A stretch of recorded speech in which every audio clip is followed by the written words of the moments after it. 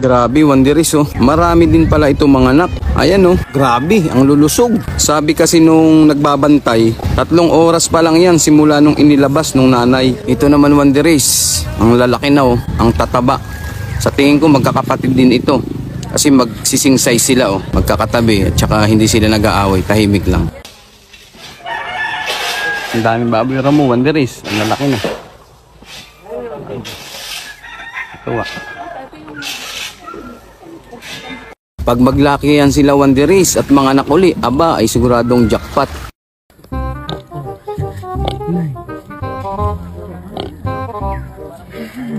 Ba, ang daming anak. Grabe oh. 2, 4, 6, aba ay siya.